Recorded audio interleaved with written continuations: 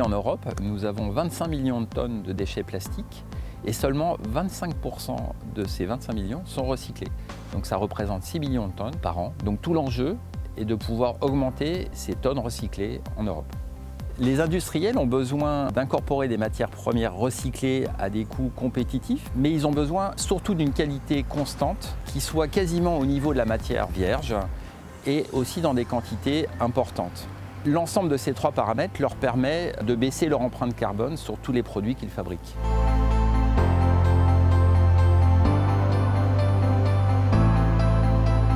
Pour répondre aux enjeux d'augmentation de la part recyclée de plastique et la production de plastique recyclé de haute qualité, nous avons créé PlaceLab. Cette plateforme technologique innovante permet de répondre à deux enjeux principaux. Le premier, être capable de qualifier, caractériser, mesurer les plastiques. Le deuxième enjeu, qui est certainement le plus innovant, c'est la capacité de produire de nouveaux plastiques recyclés avec une qualité suffisante pour répondre au cahier des charges des partenaires industriels vers qui ces plastiques devront être valorisés.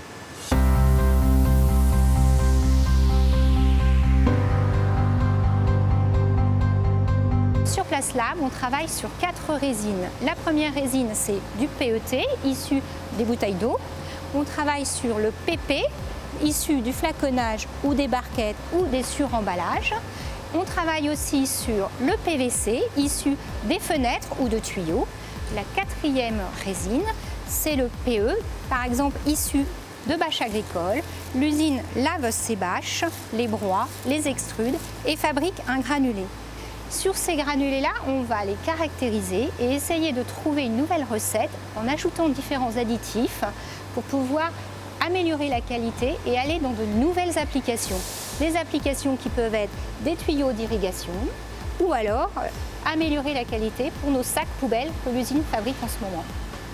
On reçoit un cahier des charges d'un client avec les différentes spécifications techniques. On va faire une recette en ajoutant des additifs anti-UV, antioxydants différents et à chaque fois qu'on utilise un nouvel additif, on fait une caractérisation.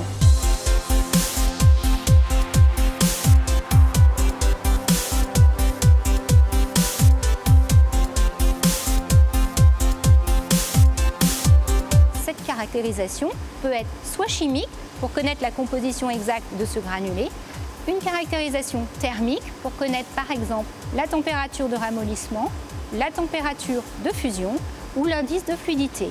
On peut avoir une caractérisation mécanique où là on va faire par exemple un impact au choc ou une résistance à la traction.